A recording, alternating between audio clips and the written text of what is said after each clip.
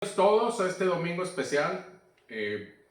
Celebramos en la tradición, se celebra en la tradición el Domingo de Ramos, pero hoy vamos a ver un estudio especial para conocer el significado desde el punto de vista de Dios de este día especial que le llamamos la entrada triunfal en Jerusalén de nuestro Señor Jesucristo. Vamos a poner este tiempo en las manos de Dios, vamos a pedirle su guía, su dirección y vamos a concentrarnos en Él. Vamos a orar. Bendito Padre Celestial, nuevamente te damos gracias porque nos permites un día más de vida. Gracias Padre Celestial porque te tenemos, porque grande es tu misericordia y hasta las nubes tu verdad, dice tu palabra, hasta los cielos tu verdad. Bendecimos tu nombre en este día y queremos poner este tiempo en tus preciosas manos. Habla a nuestro corazón lo que tú quieras decirnos, Señor, a través de tu palabra y bendice nuestras vidas.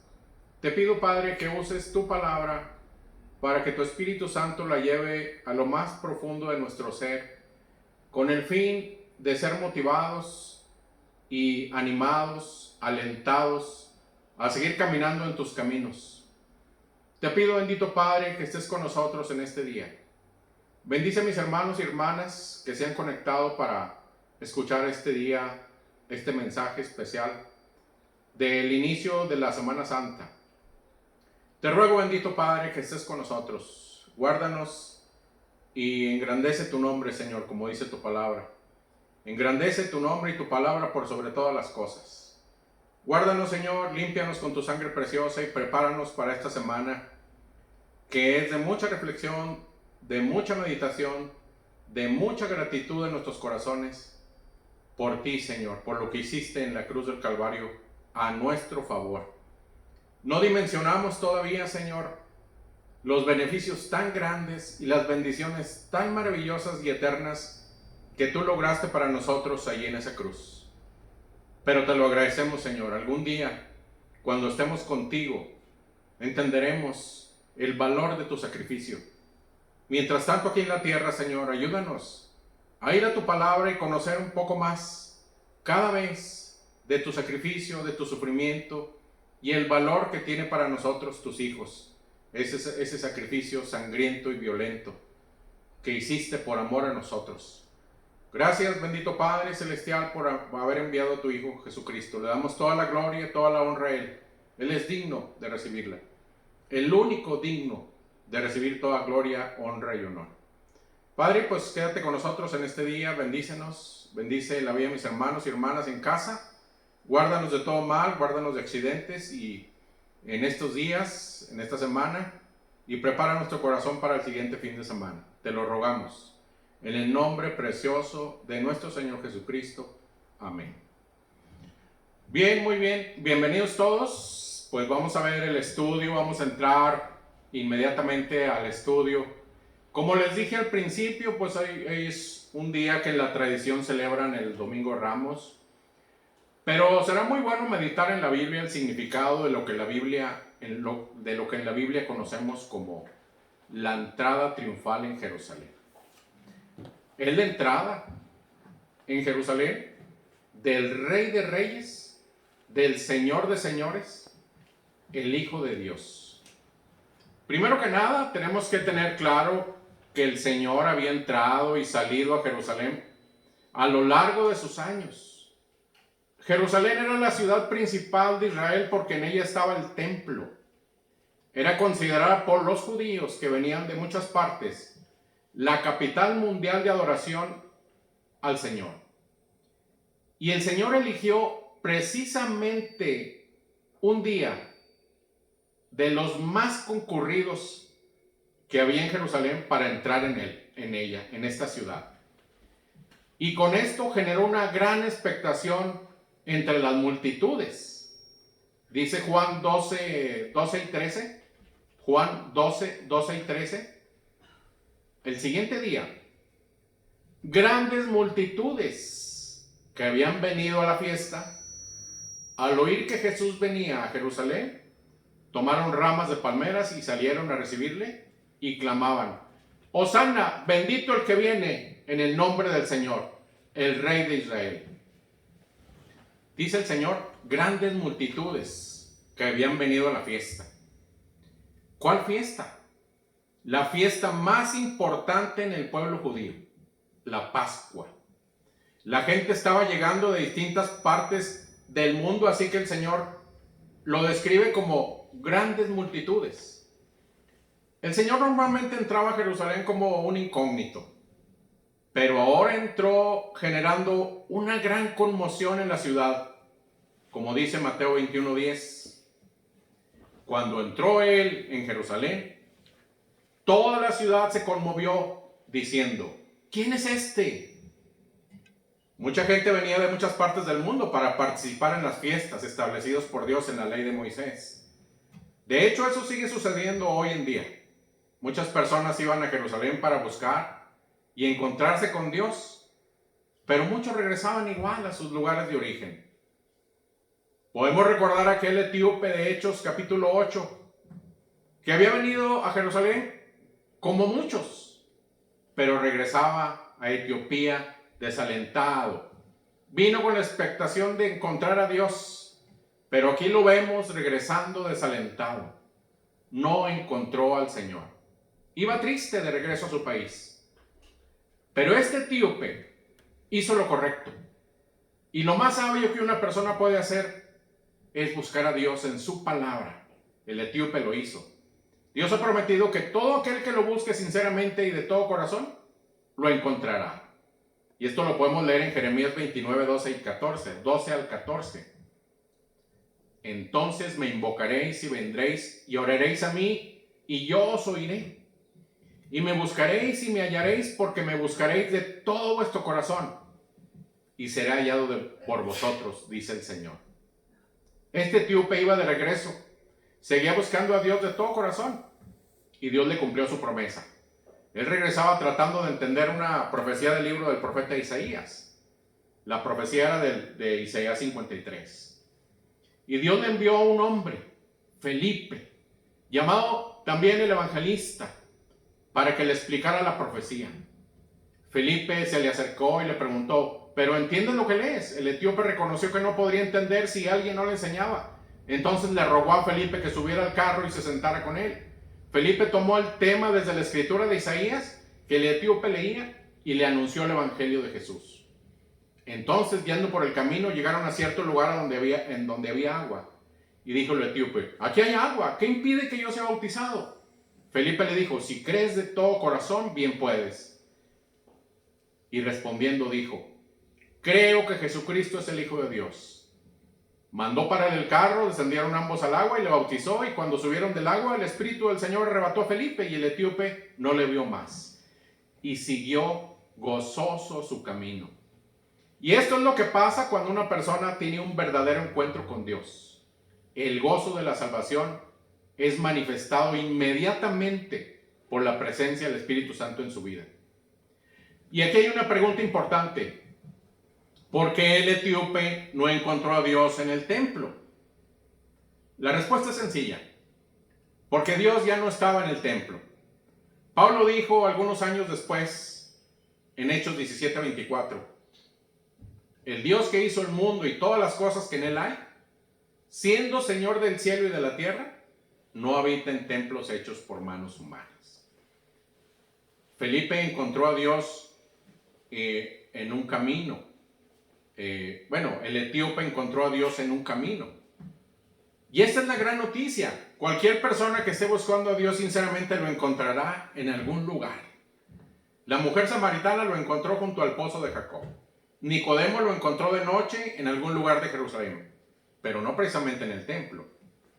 Yo, por ejemplo, encontré al Señor Jesucristo en la universidad, allá en Monterrey, y lo recibí en casa de José Andrés y Lupita. Mucha gente está buscando a Dios, mucha no. Pero para los que están buscando, Dios tomará a algún creyente, hombre o mujer, para hablarles del Señor. Y esa persona podemos ser usted o yo.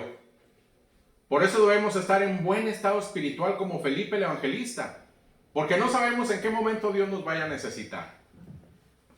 Pero veamos el pasaje del Evangelio de Mateo, que nos narra esta entrada triunfal del Señor Jesucristo a Jerusalén.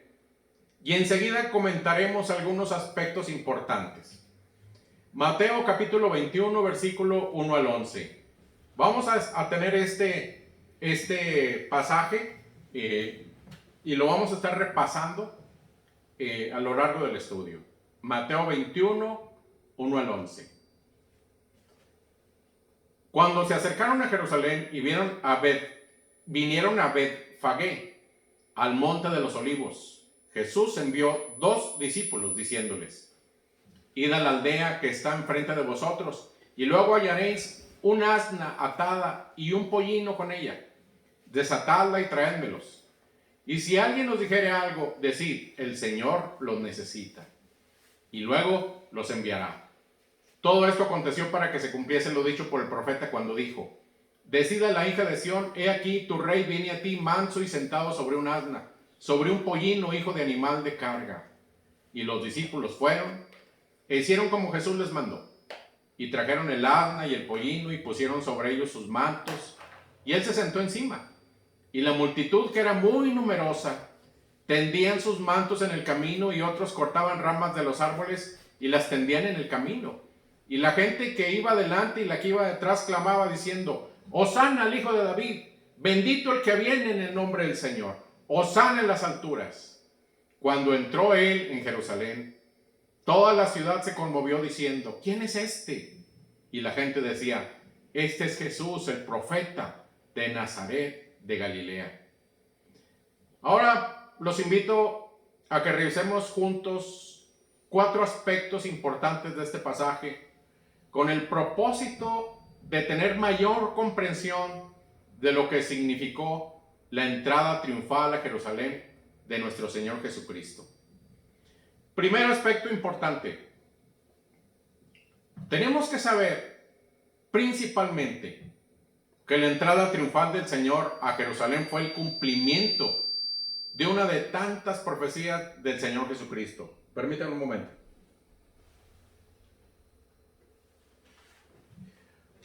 Es que me está haciendo un poco de ruido el micrófono, perdón.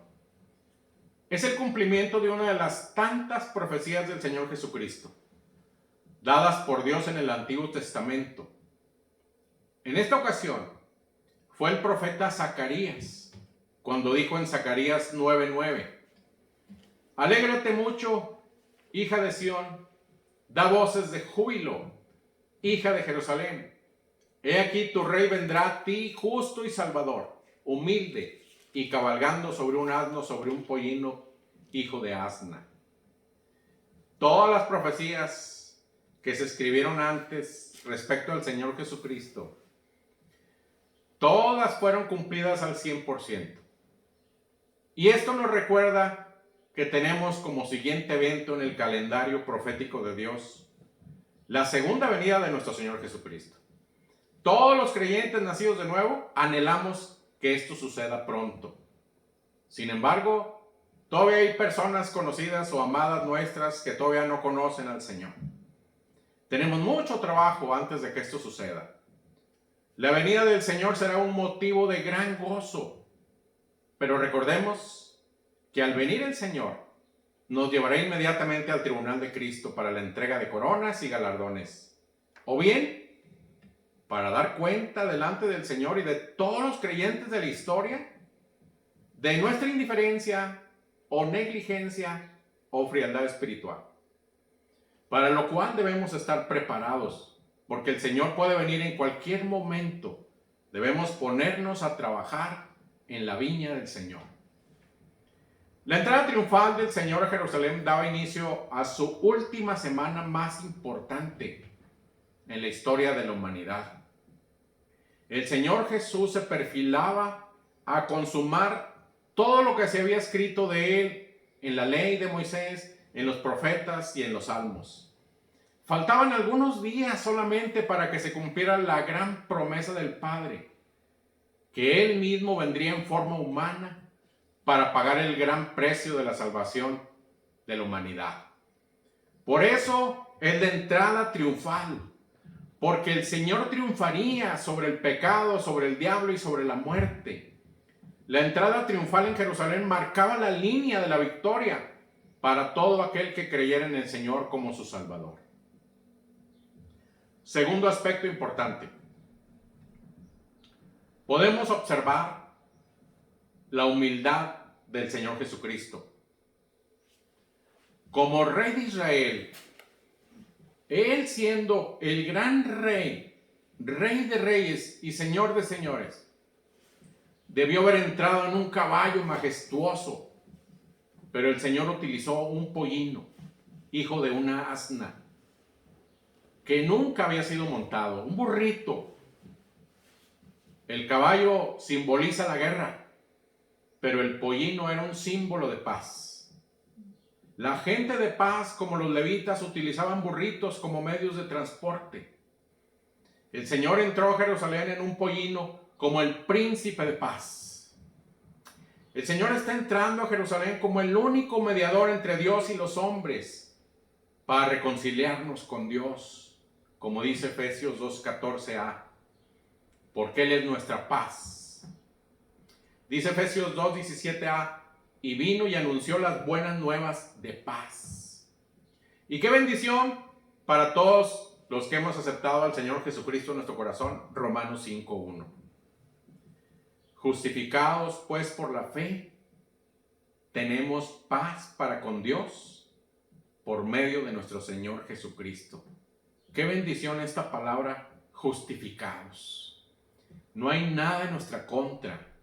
Tenemos entrada libre por la fe al Señor Jesucristo en la eternidad. Muy bien, vamos avanzando. Tercer aspecto importante. Podemos notar que el Señor pidió el asna y al pollino prestados. No tenía ni un burrito propio. Lo pidió prestado. El Señor era pobre. Podemos recordar también cómo el Señor le dijo a aquel escriba que aseguró que quería seguir al Señor, y el Señor le respondió en Mateo 8:20: las zorras tienen guaridas y las aves del cielo nidos, mas el Hijo del Hombre no tiene dónde recostar su cabeza. El Señor no tenía un lugar propio para vivir. Recordemos que el Señor, cuando viajaba de Galilea a Jerusalén, lo hacía a pie. Y estando en Jerusalén, al caer la tarde, toda la gente se retiraba a descansar a sus casas. Pero el Señor descansaba en el huerto de los olivos. No tenía casa ni nadie que le ofreciera hospedaje. El Señor también pidió prestado un aposento para cenar por última vez con sus discípulos. Prestado. Tampoco tenía un espacio propio en el cementerio para ser sepultado. Y aquel buen hombre, discípulo del Señor, José de Arimatea, le proporcionó una tumba nueva para que fuera sepultado. Y todo esto ocurrió tal como dijo el apóstol Pablo en 2 Corintios 8:9. Porque ya conocéis la gracia de nuestro Señor Jesucristo, que por amor a vosotros se hizo pobre, siendo rico, para que vosotros con su pobreza fueseis enriquecidos. Porque ya conocéis la gracia de nuestro Señor Jesucristo, que por amor a vosotros se hizo pobre siendo rico, para que vosotros con su pobreza fueseis enriquecidos. Tal vez algunos de nosotros, usted o yo, nos podemos identificar con la pobreza de nuestro Señor Jesucristo. Porque no tenemos una casa propia, tal vez. O tenemos una casa pequeña, o no tenemos suficientes muebles o carros, o una cuenta abultada en el banco. Pero tenemos al Señor. Y esa es la riqueza más grande que un hombre pudiera desear. Además, Él nos provee para todos, nos provee para nuestras necesidades. Dijo el rey David en Salmo 37:25: joven fui y envejecido y no he visto justo desamparado, ni su descendencia que mendigue pan. Dios se encarga de nuestro sustento. Dijo el Señor Jesucristo: que nuestro Padre Celestial alimenta las aves del cielo. ¿No valemos mucho más nosotros que somos sus hijos? Nuestra única preocupación en esta vida debiera ser agradar a Dios con nuestra vida de obediencia a su palabra. Así nos enseñó el mismo Señor Jesucristo en su vida terrenal. Para el Señor Jesucristo, obedecer y cumplir la voluntad de su Padre era su gozo, era su comida. Y algo podemos aprender de esto. Si nosotros nos enfocamos en agradar y obedecer a nuestro Padre Celestial, Él nos hará muy felices, aunque no tengamos muchos bienes terrenales. Si trabajamos para el Señor Jesucristo en la tierra con alegría y sencillez de corazón, Él ha prometido tener especial cuidado de nosotros. Además ha prometido también galardones y coronas. Recordemos que tenemos asegurada una mansión gloriosa en el cielo. Dios nos dará un gozo inefable y glorioso para la eternidad. Pensemos en esto, para que no estemos tristes porque no tenemos muchas cosas. Recordemos lo que el Señor Jesús dijo en Lucas 12:15. La vida del hombre no consiste en la abundancia de los bienes que posee.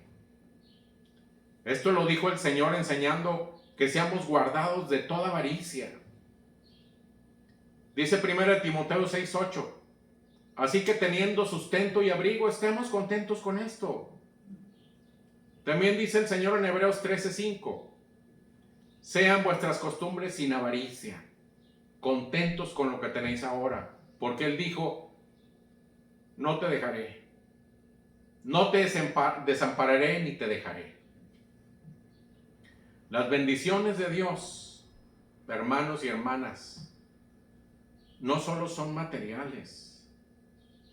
Hay bendiciones espirituales maravillosas que nos dan la plenitud de gozo, que nos dan una alegría y fortaleza sin igual, que alegra nuestra alma, que embellece nuestra cara, que nos dan salud física. Experimentar la presencia viva de Dios respaldándonos diariamente es un motivo de gran gozo, porque no estamos solos. Su presencia nos acompaña y nos respalda. Qué triste es para un cristiano perder su comunión con Dios por pecado o por seguir los afanes de este mundo, por hacer dinero. No estoy diciendo que no es legítimo esforzarse y trabajar para crecer profesional o comercialmente. No digo eso. Lo que digo es que si eso que estás haciendo te separa del Señor, entonces todos los esfuerzos no valieron tanto la pena, porque perdiste lo más sagrado y sublime que un hombre puede tener, que es una relación cercana, diaria y feliz con tu Padre Celestial. Qué triste y qué gris es la vida de un cristiano que ha dejado abandonada su cruz. Y por más que se esfuerce por ser feliz, la felicidad no llegará a su vida. Los logros terrenales nunca le darán la alegría y el gozo que Dios ofrece.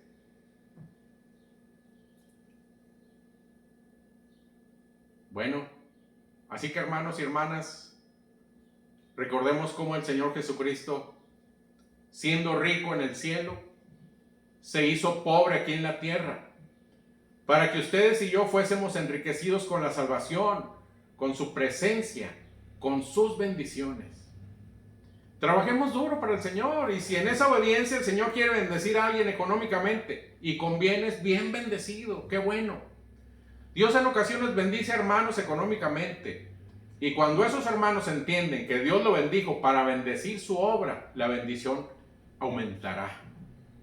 Si Dios te bendice económicamente, hay una exhortación de Dios para ti.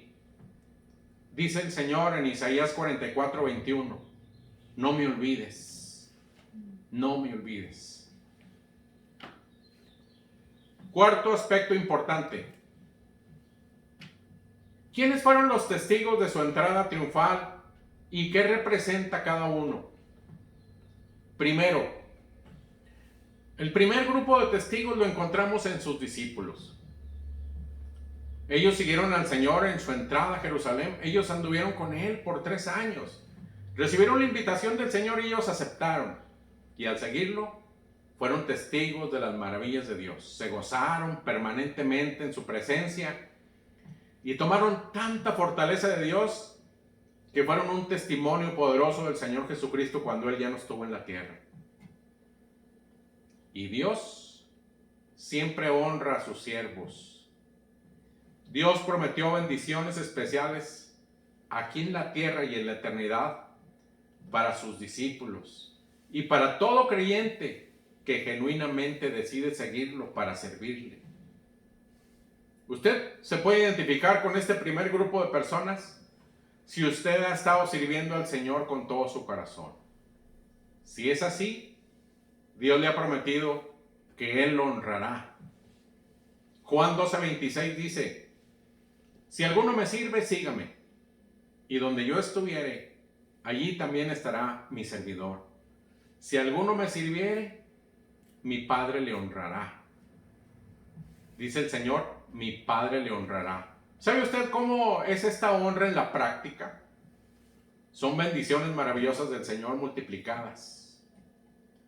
Pero si usted no ha estado sirviendo al Señor, si no lo ha estado sirviendo intensamente, sino que más bien ha estado ocupado en muchas otras cosas, permítame decirle algo con todo respeto. Usted se ha estado perdiendo de grandes bendiciones y privilegios. Pero si usted no quiere seguir perdiendo los privilegios especiales de Dios, usted puede considerar en este día seguirle para servirle. Hay un pasaje impresionante en Malaquías capítulo 3, versículo 18. Impresionante para mí. Espero que lo sea para usted. Dice Malaquías 3, 18. Entonces os volveréis y discerniréis la diferencia entre el justo y el malo, entre el que sirve a Dios y el que no le sirve. Dios hace una diferencia entre el que le sirve y el que no le sirve. ¿De cuáles es usted? ¿De los que le sirven o de los que no? Bueno, por su decisión de seguir al Señor, los discípulos encontraron el máximo sentido para su vida. Y eso hará el Señor con usted y conmigo, si decidimos seguirlo para servirle. El siguiente grupo de personas fue la multitud numerosa. Multitud de gente estaban ahí vitoreando y cantando la entrada del Señor a Jerusalén. Veamos nuevamente Mateo 21, 8 al 9. Mateo 21, 8 al 9. Y la multitud, que era muy numerosa, tendía sus mantos en el camino, y otros cortaban ramas de los árboles y las tendían en el camino. Y la gente que iba adelante y la que iba atrás aclamaba diciendo: Hosana al Hijo de David, bendito el que viene en el nombre del Señor, Hosana en las alturas. Hosana, la palabra Hosana significa: ya ven y libéranos. ¿Qué motivó a esta multitud a hacer esto? Bueno, en el Evangelio de Juan tenemos una referencia muy importante de algo que acababa de suceder previo a la entrada del Señor a Jerusalén. El Señor Jesús había resucitado a Lázaro unos días antes. Y ya de por sí había una expectación en la mente de la generalidad del pueblo judío de que el Mesías estaba a punto de llegar. Ellos esperaban que fuera un príncipe poderoso, que fuera alguien que combatiera contra los romanos y restauraría a los judíos su nacionalidad perdida. Había muchos que, aunque no creían en Cristo con una fe espiritual, esperaban que fuera tal vez para ellos un grandioso libertador.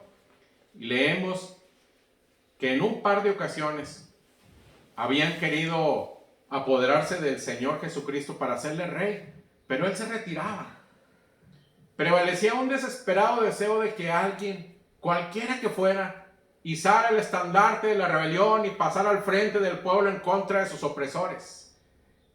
Y viendo las obras maravillosas hechas por el Señor Jesucristo, el deseo engendró el pensamiento y se imaginaron que Él podría probablemente restituir el reino de Israel y darles la libertad. El Señor había hecho muchos milagros, pero había obrado un milagro en público sumamente extraordinario. había resucitado a Lázaro de los muertos después de haber estado enterrado 4 días. Este fue un milagro tan asombroso e inusitado que se convirtió en el tema de conversación del pueblo. Multitudes abandonaban Jerusalén y se dirigían a Betania, que estaba situado a unos 3 kilómetros de distancia, para ver a Lázaro. El milagro estaba bien comprobado. Había multitudes de testigos. Era aceptado por la generalidad, uno de los mayores portentos de la época, y derivado de eso, dedujeron que Cristo tenía que ser el Mesías. La gente decidió en ese momento que lo harían rey y que debía salir al frente contra las huestes de Roma. Pero aquí surge una pregunta. Todos aquellos que tendían ramas en el camino y clamaban Hosana, ¿tenían interés en Cristo como rey espiritual? La respuesta es sencilla. No tenían interés en el Señor como un rey espiritual.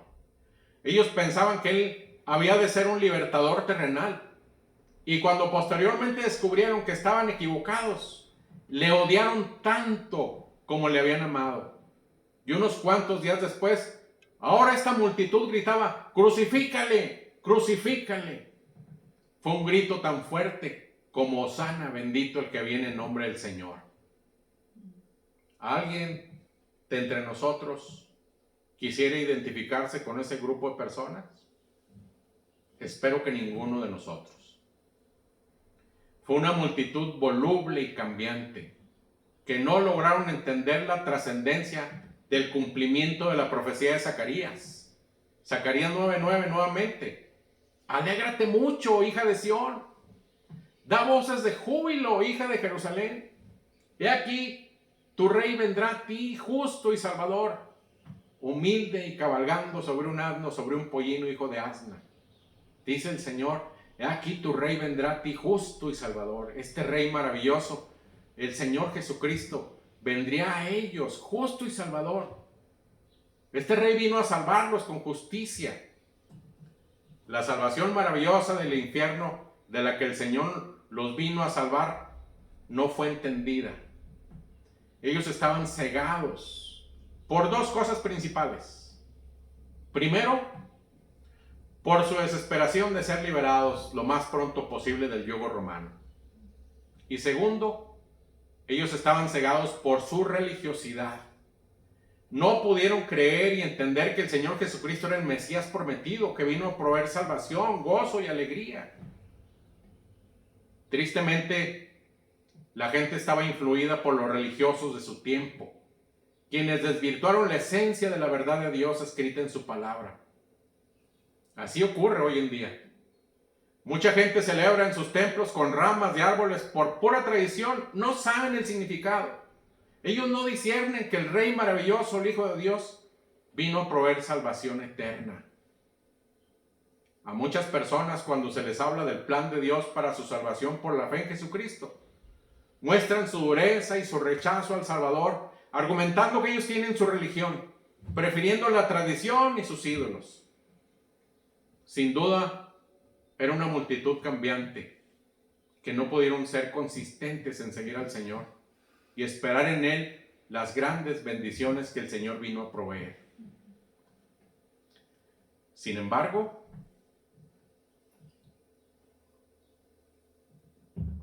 debemos observar nuestra propia vida. Si nosotros somos o no como esta multitud cambiante, cambiantes o inconstantes con el Señor. Santiago 1:8 dice, el hombre de doble ánimo es inconstante en todos sus caminos. ¿Quién es un hombre o mujer de doble ánimo? La persona que vive por sentimientos y por emociones y no por principios de la palabra de Dios. Aquellos que en ocasiones están siguiendo al Señor con fervor, pero de repente algo pasó y lo dejan de seguir. Algunos son atraídos por la pasión del trabajo, otros por pecados. Una persona que vive por emociones, en ocasiones tiene ganas de leer la Biblia y en ocasiones no. En ocasiones tiene ganas de orar y en ocasiones no. En ocasiones tiene ganas de tomar estudios, en ocasiones no. Y todo esto viene porque tiene su mirada en este mundo. Las cosas de este mundo son más atractivas para él que entregarse completamente a Cristo. Y en ocasiones son movidos para seguir a Cristo. Pero como no han logrado tener convicciones fuertes y firmes, pronto se envuelven en los afanes del mundo, dejando a un plano secundario su relación con Dios. A este tipo de personas el Señor los califica como inconstantes en todos sus caminos. Tenemos que examinarnos y ver si somos del grupo de la multitud cambiante que un día clamaron al Señor y algunos días después le dieron la espalda. Debemos orar para ser cristianos de convicciones fuertes, que no seamos llevados por nuestros sentimientos y emociones, que no nos gobierne nuestro egocentrismo, nuestro amor por las cosas materiales, sino vivir por los principios de la palabra y no por emociones. Si tú decides ser un hombre o mujer de fuertes convicciones, grandes retos y recompensas te esperan trabajando activamente en la viña del Señor. Recordemos que todos somos obreros del Señor de tiempo completo. Todos. Y en nuestros ratos libres trabajamos en algo para nuestro sustento. El tercer grupo de personas lo podemos ver en los principales sacerdotes y los escribas. Veamos lo que pasó una vez que Jesús entró en Jerusalén en Mateo 21, 12 al 17. Y entró Jesús en el templo de Dios y echó fuera a todos los que vendían y compraban en el templo, y volcó las mesas de los cambistas y las sillas de los que vendían palomas. Y les dijo: escrito está, mi casa, casa de oración será llamada, mas vosotros la habéis hecho cueva de ladrones. Y vinieron a él en el templo ciegos y cojos y los sanó. Pero los principales sacerdotes y los escribas, viendo las maravillas que hacía, y a los muchachos aclamando en el templo y diciendo: Hosana al hijo de David, se indignaron. Y le dijeron: ¿oyes lo que estos dicen? Y Jesús les dijo: sí, ¿nunca leíste de la boca de los niños y de los que maman perfeccionaste la alabanza? Y dejándolos, salió fuera de la ciudad a Betania y posó allí. Este tercer grupo estaba indignado y representa básicamente a todas aquellas personas que por su religiosidad y un supuesto conocimiento de las Escrituras no alcanzan a discernir la misión del Señor Jesucristo. No lo quisieron identificar como el Mesías prometido. No les convenía. Su mirada estaba en sus intereses terrenales. Hay algo más que debemos observar en este grupo. Podemos estar en Cristo y ser aún religiosos, Una persona religiosa es aquella que tiene un conocimiento de Dios, pero solo intelectualmente. Esto significa que la enseñanza de la palabra de Dios aún no llega del todo a su corazón para vivirla. Este tipo de creyentes permanecen en una niñez espiritual por años, porque no tienen una voluntad dispuesta para obedecer al Señor en todo lo que el Señor les pide. Le obedecen en unas cosas, pero en otras no, por no convenir a sus intereses. Esta condición de niñez espiritual cambiará cuando decidan tener una entrega incondicional al Señor. Otro grupo de personas era un grupo especial del que el Señor siempre tuvo compasión: los enfermos. Dice Mateo 21:14, y vinieron a él en el templo ciegos y cojos y los sanó. Siempre tuvieron un lugar especial ellos en el corazón del Señor Jesucristo. Así que cobremos ánimo los que tengamos algún padecimiento físico. Cobremos ánimo. El Señor sanó a toda esa multitud de gente que iban a él, enfermos, cojos, paralíticos, ciegos, de todo. ¿No podrá sanar nuestras enfermedades físicas? Tengamos ánimo. El Señor tiene poder para sacarnos adelante. Tengamos ánimo. Hay otro grupo, y es bueno reconocer que este grupo es uno de nuestros más grandes campos de acción. Estos son los que no saben, los que no les interesa, los que no han querido conocer el plan de Dios para su salvación. Dice Mateo 21:10, cuando entró él en Jerusalén, toda la ciudad se conmovió diciendo, ¿quién es este? ¿Cómo es posible? ¿Quién es este? No tenían la menor idea de quién era el Señor Jesucristo. Y así hay mucha gente hoy que andan en su mundo, indiferentes en sus carros, en sus casas, con la música a todo volumen, tomando, divirtiéndose. Muchos mueren en accidentes por alcohol o por sobredosis. Por eso digo que este es uno de los más grandes campos de acción de nosotros. Debemos orar por ellos. Debemos orar para llegar al mayor número de personas posibles y hablarles del amor de Dios. No conocen el plan de Dios para su salvación. ¿Quién es este?, decían. Ese es uno de nuestros más grandes campos de acción para evangelizar. Y el último grupo de personas. Estamos terminando nuestro estudio de hoy. El último grupo de personas son los muchachos. Dice su palabra, los muchachos aclamando en el templo y diciendo, Hosana al Hijo de David. Los muchachos, los niños, preadolescentes, adolescentes y jóvenes, como aquellos, ustedes también están en posición de seguir al Señor y aclamarlo. Gracias a Dios por los que se están esforzando, ustedes, niños, preadolescentes, adolescentes, jóvenes, gracias a Dios por ustedes, que se están esforzando por seguir al Señor. Y a ustedes me dirijo en este momento.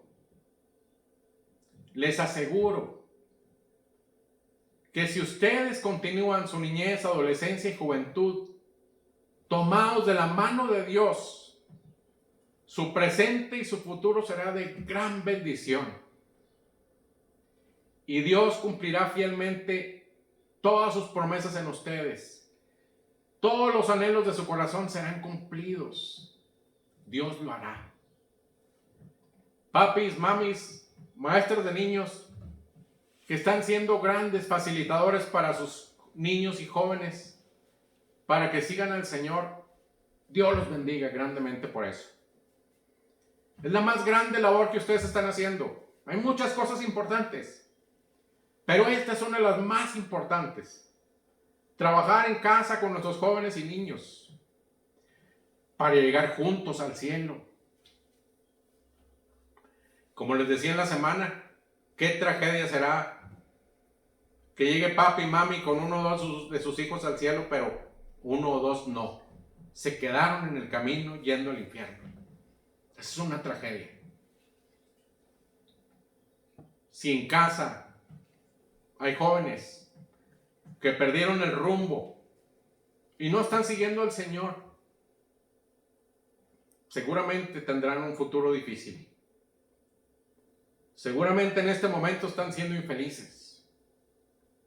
Irán por la vida navegando ellos solos, sin la ayuda y la bendición de Dios. ¡Qué tragedia! ¿Qué debemos hacer por estos jóvenes? Orar por ellos todos, motivarlos, corregirlos, siendo facilitadores, esforzándonos para que ellos caminen tomados de la mano de Dios. Hagamos equipo, papis, iglesia, para recuperar a nuestros jóvenes. Oremos por ellos intensamente y Dios seguramente nos escuchará. Dios los ama, tiene grandes planes para ellos. El diablo ha querido entrar para truncar los planes maravillosos que Dios tiene para cada joven y señorita. Pero luchemos por ellos juntos. Tenemos trabajo para jóvenes en la iglesia, gracias a Dios. Y nosotros, Miriam y yo, podemos ver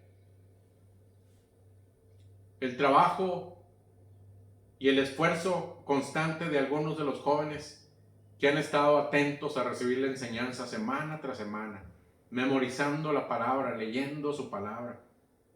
Los veo fortalecidos, los vemos fortalecidos. Ciertamente batallando con sus asuntos de juventud. Pero veo que Dios los está ayudando. Están bien, ahí van. Disfrutando su vida en Cristo. Gracias a Dios por ellos. Pues bueno, este fue el tema de la entrada triunfal a Jerusalén de nuestro Señor Jesucristo. Que Dios bendiga sus vidas y que esta semana sea una semana de reflexión, de meditación en todo lo que el Señor hizo por nosotros en la cruz del Calvario. Que meditemos a fondo lo que representa su muerte, sepultura y resurrección para nosotros. Que preparemos nuestro corazón para participar de la Santa Cena, para obedecer este mandamiento de Dios y recordar cómo es que el Señor Jesucristo forjó con grandes sufrimientos nuestra salvación. El Señor nos está invitando a que cenemos con Él. Él nos quiere recordar su grande amor por nosotros. No vale la pena guardar pecados y andar ahí batallando con cosas. No vale la pena. Vayamos al Señor y pidámosle perdón por cualquier cosa que pueda estar estorbando nuestra relación con Él. No vale la pena. Nos estamos perdiendo de mucho. Aceptemos la invitación del Señor Jesucristo para tomar la Santa Cena con Él. Preparémonos pues en estos días para el próximo fin de semana y tomemos juntos la Santa Cena por obediencia, como una señal de gratitud en nuestro corazón por su obra perfecta en la cruz a nuestro favor. Que Dios los bendiga. Vamos a orar para darle gracias al Señor por su palabra. Bendito Padre, una vez más nos acercamos a ti para darte gracias por tu maravillosa y bendita palabra y eterna, gloriosa, con la que tú nos hablas. Gracias, bendito Padre, por recordarnos y por enseñarnos lo que significa esta entrada triunfal tuya a Jerusalén. Cómo empezaste ya a forjar esa salvación tan grande en estos últimos días de vida terrenal antes de ir a la cruz del Calvario.